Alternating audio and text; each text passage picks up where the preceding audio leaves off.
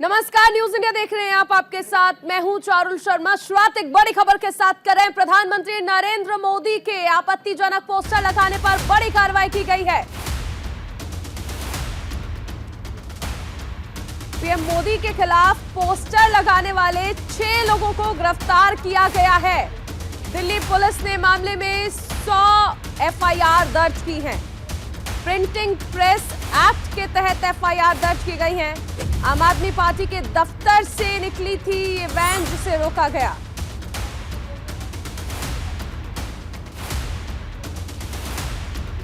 Special CP Dipendra पाठक ने ये जानकारी दी है। पोस्टर्स में नहीं था प्रिंटिंग प्रेस का ब्यौरा, ये भी दिल्ली पुलिस की ओर से कहा गया। दिल्ली पुलिस ने राजधानी में प्रधानमंत्री नरेंद्र मोदी के खिलाफ इस प्रकार के जिस प्रकार से आपने देखा कि किस प्रकार से भद्दी भाषा केजरीवाल और अन्य लोगों के द्वारा माननीय प्रधानमंत्री जी के लिए बोली जा रही है, तो कोई बड़ी बात नहीं होगी अगर यही लोग इसमें शामिल होंगे। तो राहुल गांधी, उनका जो व्यवहार है संसद में वो सही नहीं है। देखो, अब राहुल गांधी तो आपत्तिजनक कैसे, मतलब आपत्तिजनक तो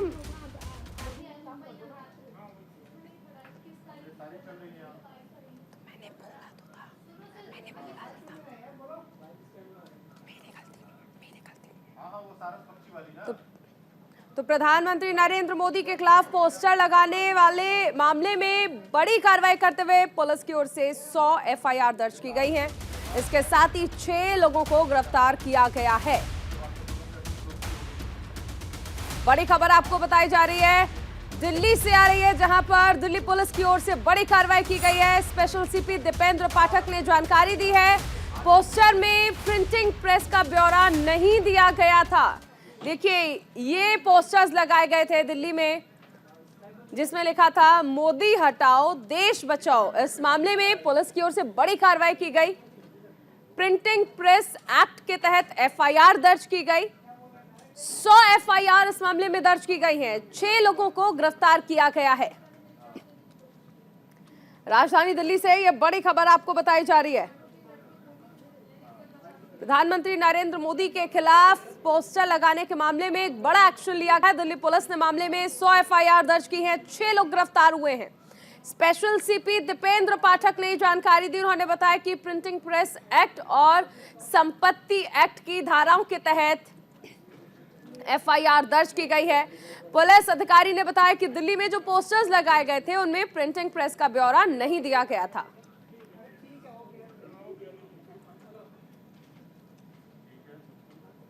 हमारे साथ सहयोगी अली शरर जुड़ गए ज्यादा जानकारी के साथ। अली, देखिए, प्रिंटिंग प्रेस के बारे में कोई जानकारी नहीं थी, इसके बावजूद दिल्ली पुलिस की ओर से एक बड़ी कार्रवाई की गई है। 100 एफआईआर और 6 गिरफ्तार। खिलाफ जो पोस्टरबाजी का जो दौर शुरू किया था उसके विरुद्ध कार्रवाई की दिल्ली पुलिस ने और 100 एफआईआर दर्ज किए। उस व्यक्ति को भी गिरफ्तार कर लिया गया है जिसके वाहन में करीब 2000 पोस्टर मौजूद थे और पप्पू नाम का ये शख्स है और जिस पेंटिंग प्रेस में ये प्रिंट आउट दिया गया था उसे भी गिरफ्तार कर लिया गया। अब तक 6 गिरफ्तारी कर ली गई है और 100 एफआईआर दर्ज है। लेकिन बड़ी बात यह है चारुल की जो भी गिरफ्तारी की गई है, क्योंकि इनमें जो भी धाराएं बनती हैं वो जमानती धाराएं हैं, थाने से इनकी बेल हो गई है, इसलिए ऐसे लोगों के हौसले बुलंद होते हैं। दिल्ली पुलिस को ठोस कार्रवाई ऐसे लोगों के विरुद्ध करनी होगी जिससे कि दोबारा ऐसी ये सोच भी न अपने अंदर पैदा करें। बिल्कुल अली, ये भी जानना चाहेंगे क्योंकि ये भी कहा जा रहा है कि आम आदमी पार्टी के ऑफिस से जो वैन निकल रही थी उन्हें भी रोक लिया गया है दिल्ली पुलिस की ओर से। यानी ये मान लिया जाए कि कहीं ना कहीं ये राजनीतिक द्वेष के कारण पोस्टर्स लगाए गए। देखिए, बिल्कुल चारुल, ये राजनीति के चलते ही पूरी ये बाहर पलटवार का दौर जारी है, जहां पूरी दिल्ली के कई महत्वपूर्ण स्थानों पर मोदी हटाओ देश बचाओ के ये पोस्टर लगाए हैं। इसी को लेकर के दिल्ली पुलिस एक्टिव हुई और अलग अलग स्थानों पर विदाउट ड्रेस में पुलिस के जो जवान है वो लगे और जब वाहनों की चेकिंग की गई तो एक वाहन से जो कि आम आदमी पार्टी की कार्यालय की तरफ से निकलता दिख रहा था, ऐसा दिल्ली पुलिस के जवानों और अधिकारियों को कहना है। जब उसको रोका गया, पप्पू नाम का शख्स था, उसको 2000 पोस्टर मौजूद थे। फिलहाल वो पुलिस ने जब्त कर लिए हैं और पप्पू की गिरफ्तारी कर ली है। उसके साथ साथ 6 और अन्य लोग हैं जिनकी गिरफ्तारी कर ली गई। लेकिन जो 100 एफआईआर दर्ज है अलग अलग थानों में उनका सबका सर्च ऑपरेशन किया जा रहा है और सीसीटीवी कैमरे खंगाले जा रहे हैं कि वो कौन लोग थे जिन्होंने रात में आकर पोस्टर लगाए। चारों अली, ये पोस्टर्स को लेकर क्या अपडेट है? क्या इन्हें हटाया जाएगा और किस तरह की कार्रवाई आगे चलने वाली है पुलिस की ओर से? देखिए, अभी तक जहां जहां पोस्टर लगे गए हैं वो सब हटाए जा रहे हैं। दिल्ली पुलिस के जवान वहां लगे हुए हैं। इसके अलावा जो वर्कर एक पूरी टीम है उसको लेकर लगी हुई है और हटाने का जो काम है वो जारी है। लेकिन दोबारा इस तरह की कोई हरकत ना हो, दोबारा इस तरह का कोई मामला सामने ना आए, उसको लेकर के सीसीटीवी कैमरों की विशेष निगरानी पर एक टीम गठित की गई है दिल्ली पुलिस कमिश्नर की तरफ से, जो कि ये मॉनिटरिंग करेगी कि कहीं कोई व्यक्ति पोस्टर तो नहीं लगा रहा है। अगर लगा रहा है तो उसके विरुद्ध कार्रवाई की जाएगी, ऐसा दिल्ली पुलिस के आला अधिकारियों का कहना है। चारू, बिल्कुल अली, बहुत शुक्रिया इस तमाम जानकारी के लिए। सबसे अहम चीज़ है कि देखिए, जिस तरह से ये पोस्टर्स लगाए गए हैं उसके बाद लगातार दिल्ली पुलिस एक्शन में आई और ये कार्रवाई की गई, जिसमें 100 एफआईआर दर्ज की गई, 6 लोगों को गिरफ्तार किया गया। चलिए आगे बढ़ते हैं। चैत्र नवरात्र के पहले दिन देश भर के दुर्गा मंदिरों में भक्तों का तांता लगना शुरू हो गया है। माता रानी के जयकारे से मंदिर गूंज उठे हैं। मंदिरों में सुबह से ही भारी संख्या में श्रद्धालु पहुंच रहे हैं। मां दुर्गा के दर्शन के लिए मंदिर में सुबह से ही भक्तों की कतार लग गई है। चैत्र नवरात्र के शुरू होते ही अगले 9 दिन तक घर और मंदिर में मां दुर्गा की पूजा उपासना और मंत्रों की गूंज सुनाई लगेगी। नवरात्र का पर्व मां दुर्गा की आराधना और फल पाने का सबसे अच्छा दिन है। चैत्र नवरात्र की शुरुआत हो चुकी है और ये 6 तस्वीरें आपको दिखाई जा रही हैं जहां पर नवरात्र की धूम है। भोर से ही जो भक्त हैं वो मंदिरों में पहुंच रहे हैं, कतारों में लग रहे हैं और मां दुर्गा के पहले स्वरूप मां शैलपुत्री की पूजा अर्चना कर रहे हैं। देश भर के दुर्गा मंदिरों में भक्तों का तांता सुबह से ही देखने को मिल रहा है। अलग अलग तस्वीरें आप देख सकते हैं। कटरा से तस्वीरें हैं जहां पर मां वैष्णो के दरबार में श्रद्धालु पहुंचे हैं। इसके साथ ही भजन कीर्तन जागरण कर हर कोई मां की अनुकंपा पाने के लिए ललायत नजर आ रहा है। सुबह की आरती में शामिल होने के लिए श्रद्धालु मंदिर पहुंचे और अगले 9 दिन इसी तरह से मां को पूजा जाएगा। हमने अपनी लाइफ में पहली बार देखा है, क्योंकि इस तरह का भव्य जो सजावट हुई है मैंने कभी लाइव में नहीं देखा और मुझे आके यहाँ पे इतना माता रानी की कृपा हुई है। और आज मुंडन भी कराएंगे फर्स्ट डे अपने बच्चे का। यहाँ की व्यवस्था अरेंजमेंट बहुत बढ़िया है और यहाँ की डेकोरेशन मैंने पहली बार ऐसी देखी नवरात्रों में। शायद मैंने कभी आज से पहले कभी देखी नहीं है। बहुत बढ़िया, अच्छा लगा मेरे को। अपनी पूरी फैमिली के साथ आया हूँ मैं। नवरात्रों में माता का शुभ दिन मानते हैं ना, दर्शन अच्छे होते हैं, कृपा होती है माता रानी की, तो इसलिए सोचा कि नवरात्रों में दर्शन हो जाए। बहुत अच्छा लगा। बहुत हमारे साथ सहयोगी मदन मोहन जुड़ रहे हैं वाराणसी से। मदन, देखिए आज पहला नवरात्र है, चैत्र नवरात्र की शुरुआत हो चुकी है। मंदिरों में किस तरह की भीड़ है?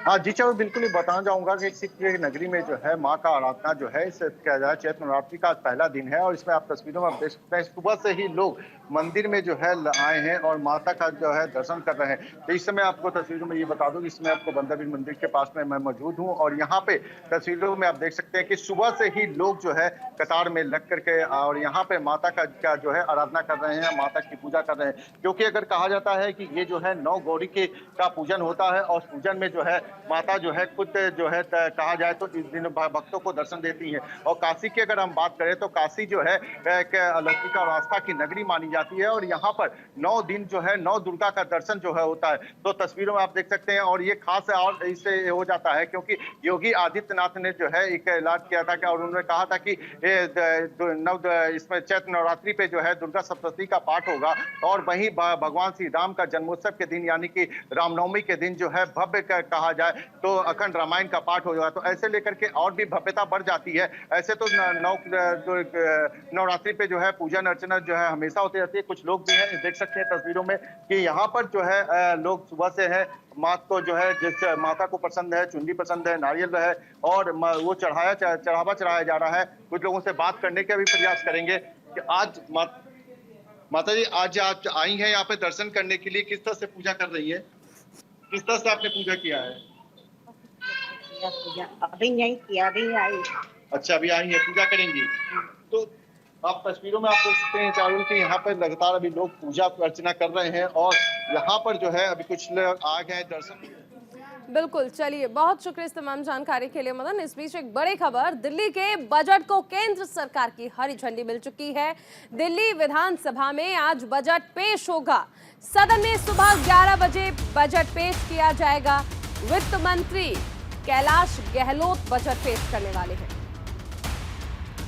दिल्ली विधानसभा में आज 11 बजे बजट पेश होगा। वित्त मंत्री कैलाश गहलोत बजट पेश करेंगे।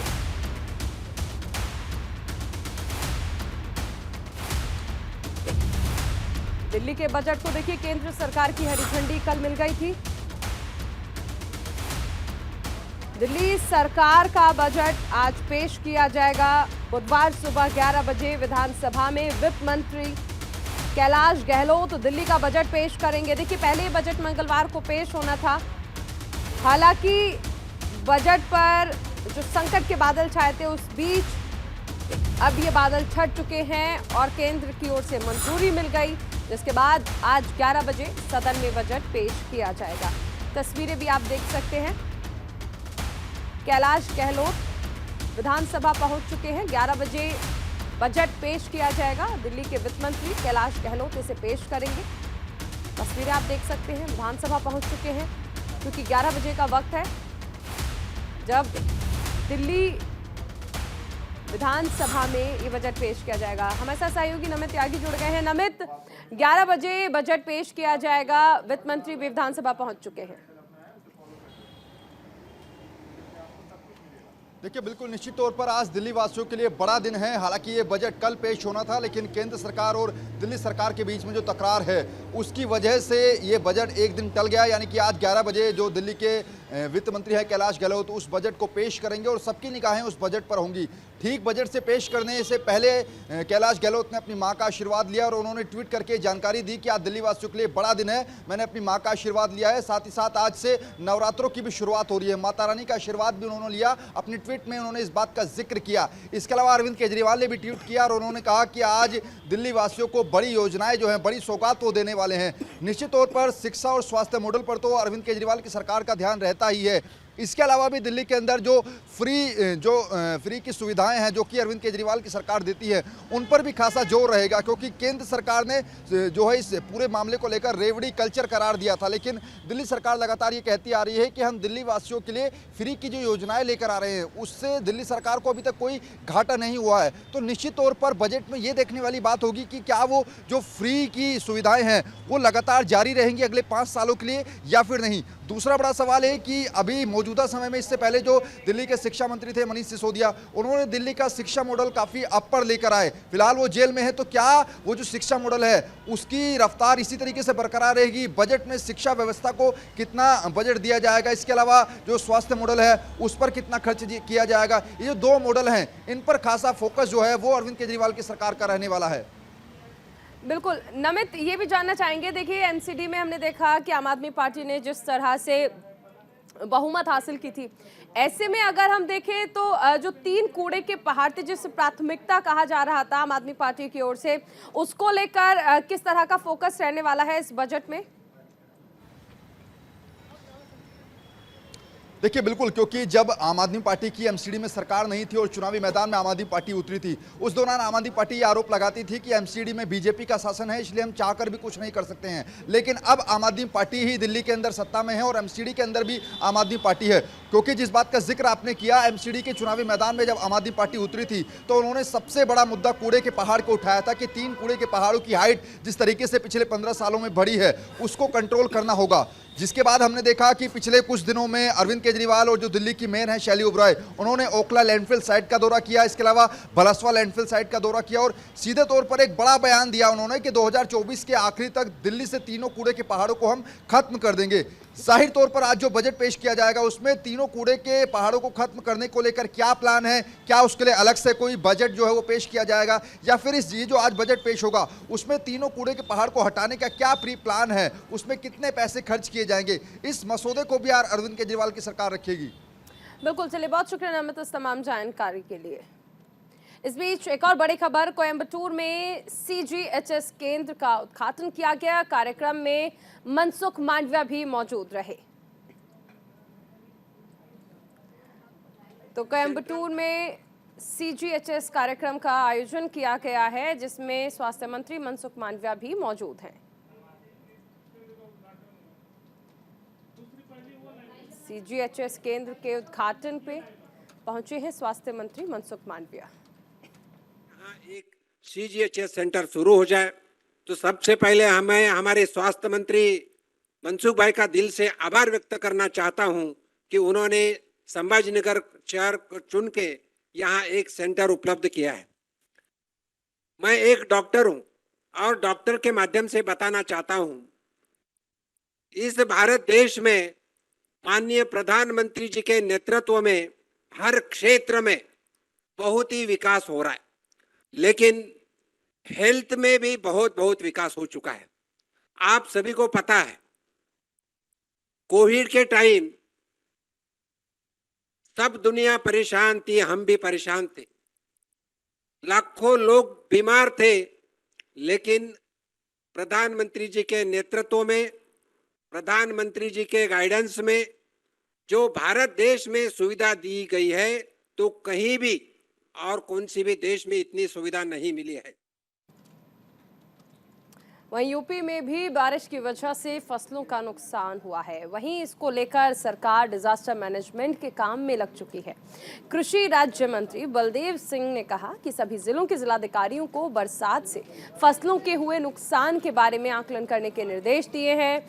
सज्ज की रिपोर्ट जल्द से जल्द सरकार को भेजी जाएगी। किसानों के नुकसान की भरपाई करने की सरकार पूरी ताकत के साथ खड़ी है। साथ कृषि राज्य मंत्री बलदेव सिंह औलख जी हैं। औलख साहब, बहुत स्वागत है आपका न्यूज़ इंडिया पर। ये समझना चाहेंगे कि जिस तरीके से ओलावृष्टि और भारी वर्षा हुई है, पूरी गेहूं की फसल बिछ गई है, आलू सड़ रहा है और स्थिति काफ़ी किसानों के सामने गंभीर पैदा हो गई है। सरकार की तरफ से क्या प्रयास किया जा रहा है उन्हें राहत देने के लिए? देखिए, पहले तो ये मैं इसे आपदा से कहूँगा, आपदा ही कहूँगा कि जिस तरह से किसान ने पूरी अपने मेहनत के साथ फसल को तैयार करने का काम किया है, और ये फसल बिल्कुल आखिर में है, क्योंकि और 10 दिन के बाद गेहूं की कटाई, आलू निकलना चालू हो जाएगा, सरसों है, इस तरह के जितनी भी फसलें हैं सब लास्ट पीरियड पे थी, और आंधी और तूफान आने से किसान का बहुत बड़ा नुकसान हुआ है।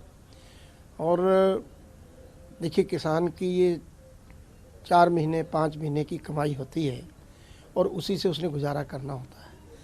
तो मैं माननीय मुख्यमंत्री जी का धन्यवाद भी देना चाहता हूँ कि उन्होंने इस ओलावृष्टि को और इस आपदा को, आंधी को, जिस तरह से गेहूं की फसल बिल्कुल ज़मीन के साथ लग गई है, लाई पकी हुई सरसों है, उनको ओले पड़ने से उसका दाना गिरा है, आलू इकट्ठे ज़मीन में से हो नहीं पा रहे, तो उन्होंने उसका आकलन सभी डिस्ट्रिक्ट मजिस्ट्रेट्स को कहा है कि उनका आकलन करिए और बहुत जल्दी किसान को मुआवजा देने का काम करें। 2017 के बाद नक्शा चेंज हुआ है। पूरी पारदर्शिता के साथ किसानों का नुकसान का आकलन करके उनको पूरा का पूरा पैसा, उनको धन देने का काम सरकार कर रही है। और बहुत जल्दी, क्योंकि अभी भी बरसात और ओलावृष्टि चल रही है, तो मैं कहना चाहता हूं कि अधिकारी लोग अपने मतलब किसान के खेतों में, किसान के यहाँ पहुंच गए हैं और उस चीज़ का आकलन कर रहे हैं, और आकलन करके एक ही दिन में अपनी रिपोर्ट प्रेषित करेंगे डिस्ट्रिक्ट मजिस्ट्रेट को। डिस्ट्रिक्ट मजिस्ट्रेट उसका आकलन करके सरकार की तरफ से किसानों के खातों में मुआवजा देने का काम करेगा। हरिराम के साथ शेखर त्रिवेदी, न्यूज़ इंडिया, लखनऊ। इस बीच एक बड़ी खबर आपको बता दें, उत्तर भारत में भूकंप के तेज झटके महसूस किए गए हैं, जिसकी तीव्रता 6.5 आंकी गई है। भूकंप की तीव्रता 6.5 मापी गई है। अफगानिस्तान इस भूकंप का केंद्र रहा है। वहीं कजाकिस्तान, पाकिस्तान और चीन में भी भूकंप के झटके महसूस किए गए हैं। अफगानिस्तान से हिंदुस्तान तक भूकंप के झटके महसूस किए गए। दिल्ली एनसीआर समेत पूरे उत्तर भारत में भूकंप के तेज झटके महसूस किए गए हैं। यूपी, पंजाब, जम्मू कश्मीर, उत्तराखंड, बिहार में भी भूकंप के झटके महसूस किए गए। इसकी तीव्रता 6.5 आंकी गई है। भूकंप का केंद्र अफगानिस्तान के फैजाबाद से 133 किलोमीटर दक्षिण पूर्व में रहा।